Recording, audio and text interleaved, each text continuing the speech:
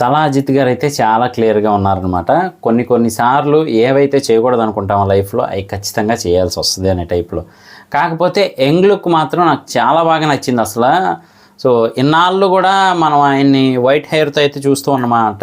ఏ మూవీలో అయినా కానీ వైట్ హెయిర్తోనే చూస్తూ ఉన్నాం. కానీ ఒక్కసారిగా ఆ యంగ్ లుక్ అనే డిఫరెన్స్ చూపించడం అనేది మాత్రం ఈ మూవీకి చాలా హైలైట్ అవ్వబోతుందని తెలుస్తూ ఉంది. సో మరి చూడడానికి ఒక మాఫియా డాన్ లాగా, గ్యాంగ్స్టర్ లాగా అయితే ఉన్నారు. మరి అసలు కాన్సెప్ట్ ఏంటి అనేది మాత్రం మనకి ఫ్యూచర్లో తెలుస్తుంది. సో ఇందులో అయితే మాత్రం యాంటనీ ఉన్నారనమాట. సారీ యాంటనీ కదా, యాండ్రూస్ కేజీఎఫ్లో ఉంటారు కదా, సో ఆయన ఉన్నారు.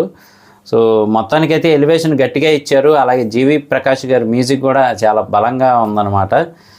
సో మొత్తానికైతే ఒక మంచి యాక్షన్ ప్లస్ థ్రిల్లింగ్ ఎక్స్పీరియన్స్ ఇవ్వబోతున్నారని చెప్పి అర్థమవుతుంది. అజిత్ కుమార్ గారు అయితే వరుస పెట్టి మూవీస్ చేస్తూ ఉన్నారు. సో ఈ మూవీ అయితే మాత్రం చూడడానికి హిట్ అయ్యేలాగే కనబడుతూ ఉంది, ఆ కాన్సెప్ట్ కానీ అదంతా కూడా. సో మైత్రి మూవీ మేకర్స్ అయితే ప్రొడ్యూస్ చేస్తూ ఉన్నారనమాట. సో చాలా డిఫరెంట్గా ఉంది. ఇలాంటి కాన్సెప్ట్లు ఇంతకుముందు ఈయన ఆల్రెడీ గ్యామ్లర్ కానీ లేదంటే బిల్లా ఇలాంటి మూవీస్లో అయితే చేశారు. ఒక చోట అయితే బిల్లా లుక్ లాగే ఉంది నిజానికి. ఆయన సూట్ వేసుకొని దిగుతూ ఉంటే ఆ లుక్ చూస్తే సడన్గా బిల్లా మూవీ ఏమో అనిపిస్తూ ఉంటుందన్నమాట. అలా అయితే ఉంది.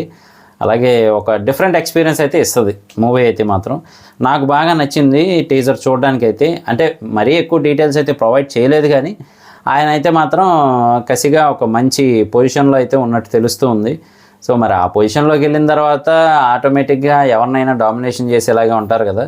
సో అదైతే క్లియర్ కట్గా తెలుస్తూ ఉంది.